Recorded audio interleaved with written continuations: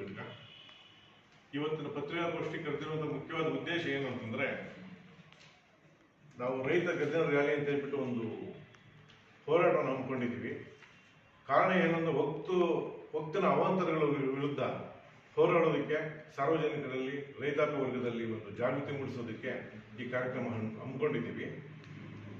ನಾಳೆ ತಾರೀಕು 26/11/2024 ಇಸ್ವಿ ಮಂಗಳವಾರದಂದು ಬೆಂಗಳೂರಿನ ಫ್ರೀಡಂ ಪಾರ್ಕ್ನಲ್ಲಿ ನಾವು ಹೋರಾಟ ಹಮ್ಮಿಕೊಂಡಿದ್ದೀವಿ. ಈ ವಕ್ತನ ಅವಾಂತರಗಳು ಏನಿದೆ, ಏನೇನು ನಡೀತಾ ಇದೆ, ಅದು ಎಲ್ಲರಿಗೂ ಸರಿಯಾಗಿ ಇನ್ನೂ ಅರ್ಥ ಆಗಿಲ್ಲ ನಮ್ಮ ಜನಗಳಿಗೆ. ಆ ಹೊತ್ತು ಮಠ ಮಾನೆಗಳನ್ನು, ದೀನದಲಿತರ ಭೂಮಿಗಳನ್ನು, ಸಾರ್ವಜನಿಕರ ಭೂಮಿಗಳನ್ನು ನಮ್ಮದು ಅಂತ ಹೇಳಿಬಿಟ್ಟು ಹೇಳಿದ ತಕ್ಷಣ ಅವರಿಗೆ ವಿಶೇಷವಾದ ಕಾನೂನು ಕೊಟ್ಟಿದೆ ಸರ್ಕಾರ. ಆ ಕಾನೂನು ತೆಗಿಬೇಕು, ತೊಲಗಿಸ್ಬೇಕು ಅನ್ನೋ ಒಂದು ಉದ್ದೇಶ ಇಟ್ಕೊಂಡು ನಾಳೆ ಫ್ರೀಡಂ ಪಾರ್ಕ್ನಲ್ಲಿ ಇದನ್ನು ಕರೆದಿದ್ದೀವಿ, ಹೋರಾಟವನ್ನು ಕರೆದಿದ್ದೀವಿ. ಎಲ್ಲ ರೈತರು, ಸಾರ್ವಜನಿಕರು ಬಂದು ಭಾಗಿಯಾಗಿ ಇದನ್ನು ಯಶಸ್ವಿಗೊಳಿಸಬೇಕೆಂದು ಈ ಮುಖಾಂತರ ಕೇಳ್ಕೊಡ್ತಾ ಇದ್ದೀವಿ. ಎಲ್ರಿಗೂ ನಮಸ್ಕಾರ. ನನ್ನ ಹೆಸರು ದೇವಾರ್ಜುನ ಅಂತೇಳಿ, ಹೊಸಕೋಟೆ ಭಾರತೀಯ ಕಿಸಾನ್ ಸಂಘದ ತಾಲೂಕು ಕಾರ್ಯದರ್ಶಿಯಾಗಿ ನಾನು ಸೇವೆ ಸಲ್ಲಿಸ್ತಾ ಇದ್ದೀನಿ. ಹೀಗಾಗಿ ಇವತ್ತಿನ ಪರಿಸ್ಥಿತಿ, ಈ ದೇಶ ಹಳ್ಳಿಗಳ ದೇಶ ಅಂತ ಹೇಳ್ತಾರೆ, ರೈತ ಈ ದೇಶದ ಬೆನ್ನೆಲುಬು ಅಂತ ಹೇಳ್ತಾರೆ. ಅಂತಹ ರೈತರಿಗೆ ಇವತ್ತು ಬಹಳ ದುಸ್ಥಿತಿ ಒದಗಿ ಬಂದಿದೆ.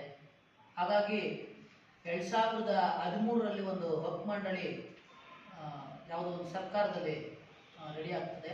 ಅದಿವತ್ತು ಎಷ್ಟು ವ್ಯಾಪಕವಾಗಿ ಬೆಳೆದಿದೆ ಅಂತ ಹೇಳಿದ್ರೆ, ಯಾವುದೇ ಒಂದು ಜಮೀನು ನಮಗೆ ಬೇಕು ಅಂತ ಅವ್ರಿಗೆ ಅನಿಸಿದರೆ ಆ ಜಮೀನನ್ನು ಅಕ್ವೈರ್ ಮಾಡ್ತಕ್ಕಂಥದ್ದು, ಅದು ಮಠ ಆಗಿರ್ಬೋದು, ಮಂದಿರ ಆಗಿರ್ಬೋದು, ರೈತನ ಉಳುಮೆ ಭೂಮಿ ಆಗಿರ್ಬೋದು, ಇಂಥದ್ದನ್ನೆಲ್ಲ ಅದು ಅಕ್ವೈರ್ ಮಾಡ್ತಾ ಬರ್ತಾ ಇದೆ. ಹಿಂದೆ 8,000 ಎಕರೆ ಜಮೀನು ಇದ್ದಂಥದ್ದು ಇವತ್ತು ಸುಮಾರು 9,40,000 ಎಕರೆಗೂ ಹೆಚ್ಚು ವಕ್ಫ್ ಮಂಡಳಿ ಇದು ಎಲ್ಲ ಭೂಮಿ ನಮ್ಮದು ಅಂತೇಳಿ ಹೇಳ್ತಾ ಇದೆ. ಮತ್ತು ಅವ್ರದ್ದೇ ಆದಂತಹ ರೈತರ ಪಾಣಿಗಳಲ್ಲಿ ಅದು ವಕ್ಫ್ ಅಂತೇಳಿ ಆ ಪಾಣಿಗಳಲ್ಲಿ ಬರ್ತಾ ಇದೆ. ರೈತ ಇವತ್ತು ಬಹಳ ಶೋಚನೀಯ ಸ್ಥಿತಿಗೆ ಬಂದು ನಿಲ್ಲುವಂತಾಗಿದೆ. ಈ ದೇಶದಲ್ಲಿ ಸಂವಿಧಾನಕ್ಕೆ ಏನು ಸಂವಿಧಾನ ಕಾಯ್ದೆ ಕಾನೂನುಗಳೇನಿದೆ ಅದಕ್ಕೆ ವಿರೋಧವಾಗಿ ವಕ್ಫ್ ಮಂಡಳಿ ತನ್ನ ಕಬಂಧ ಭಾಗಗಳನ್ನು ಚಾಚ್ತಾ ಇದೆ. ಆ ವಕ್ಫ್ ಇವತ್ತು ದೇಶದ ಜಾತಿ, ಮತ, ಭೇದ, ಇನ್ನೊಂದು ಮತ್ತೊಂದು ಏನಿದೆ ಅದನ್ನು ಎಲ್ಲವನ್ನೂ, ಈ ದೇಶದ ಸಂಸ್ಕೃತಿ, ಪರಂಪರೆ ಎಲ್ಲವನ್ನೂ ಮರೆತು ತನ್ನದೇ ಆದಂತಹ ಒಂದು ಸಾಮ್ರಾಜ್ಯವನ್ನು ಸ್ಥಾಪನೆ ಮಾಡಲಿಕ್ಕೆ ಹೊರಟಿದೆ. ಅದು ರೈತರಿಗೆ ಬಹಳಷ್ಟು ತೊಂದರೆ ಆಗ್ತಾ ಇದೆ, ರೈತರಿಗೆ ಬಹಳಷ್ಟು ಅನಾನುಕೂಲ ಆಗ್ತಾ ಇದೆ. ರೈತ ಆತ್ಮಹತ್ಯೆ ಮಾಡ್ಕೊಳ್ತಾನೆ ಅಂತ ಇಷ್ಟು ದಿನ ಏನು ಹೇಳ್ತಾ ಇದ್ರು, ಇವತ್ತು ರೈತ ಈ ವಕ್ಫ್ ಮಂಡಳಿ ನಿಜಕ್ಕೂ ತನ್ನ ಆಸ್ತಿಯನ್ನ, ತನ್ನ ಜಮೀನನ್ನ ಕಳ್ಕೊಂಡು ಆತ್ಮಹತ್ಯೆ ಮಾಡ್ಕೊಳ್ಳುವಂತ ಪರಿಸ್ಥಿತಿ ಇವತ್ತು ಈ ದೇಶಕ್ಕೆ ಬಂದು ಒದಗಿದೆ. ಹಾಗಾಗಿ ಈ ವಕ್ಫ್ ಒಂದು ತೊಲಗಬೇಕು ಈ ದೇಶದಿಂದ ಆಚೆ.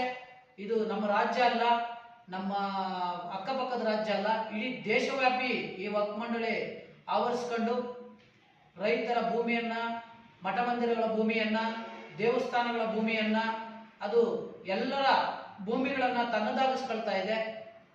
ಹಾಗಾಗಿ ಈ ದೇಶದ ರೈತನ ಬೆನ್ನೆಲುಬು ಅಂತ ಏನ್ ಹೇಳ್ತಾ ಇದ್ರು, ಆ ಬೆನ್ನು ಮೂಳೆಯನ್ನ ಮುರಿತಕ್ಕಂತ ಒಂದು ಕೆಲಸವನ್ನ ವಕ್ಫ್ ಮಂಡಳಿ ಮಾಡ್ತಾ ಇದೆ. ಮತ್ತು ಈ ಸರ್ಕಾರಗಳು ಅದನ್ನ ನೋಡ್ಕೊಂಡು ಈ ಸುಮ್ಮನೆ ಇರ್ತಕ್ಕಂಥದ್ದು ನಮ್ಮ ದುಸ್ಥಿತಿ ಅಂತ ಅನಿಸ್ತಾ ಇದೆ. ಹಾಗಾಗಿ ವಕ್ಫ್ ತೊಲಗಬೇಕು, ಈ ದೇಶ ಉಳಿಬೇಕು, ರೈತನು ಕೂಡ ಉಳಿಬೇಕು ಅನ್ನೋದು ನಮ್ಮ ಭಾರತೀಯ ಕಿಸಾನ್ ಸಂಘದ ಮೂಲ ಉದ್ದೇಶ ಆಗಿದೆ.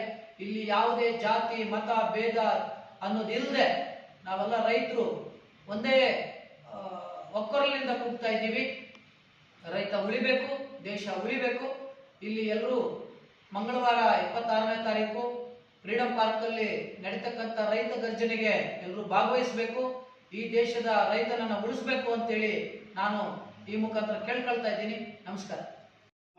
ಮುನ್ರಾಜ್ ಅಂತ, ಭಾರತೀಯ ಕಿಸಾನ್ ಸಂಘದ ಹೊಸಕೋಟೆ ತಾಲೂಕು ಘಟಕದಲ್ಲಿ ನಾನು ಪ್ರಚಾರ ಪ್ರಮುಖರಾಗಿ ಕೆಲಸ ಮಾಡ್ತಾ ಇದ್ದೀನಿ.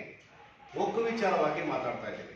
ಯಾರು ಒಕ್ಕು ವಿಚಾರ ಅಂತಂದ್ರೆ ಜಮೀನಿಗೆ ಸಂಬಂಧಪಟ್ಟ ಒಕ್ಕು. ಇವತ್ತು ಪಾಣಿನಲ್ಲಿ ಹೊಕ್ಕಂತ ಬಂತಂದ್ರೆ ನಮ್ಮ ಜಮೀನು ಹೊಕ್ಕಕ್ಕೆ ಸಂಬಂಧಪಡ್ತಾರೆ ಅಂತೇಳಿ ಅವರು ಬೇಲಿ ಹಾಕೊಂಬೋದು ಅಂತೇಳಿ ಕಾನೂನು ಮಾಡ್ಕೊಂಡಿದ್ದಾರೆ.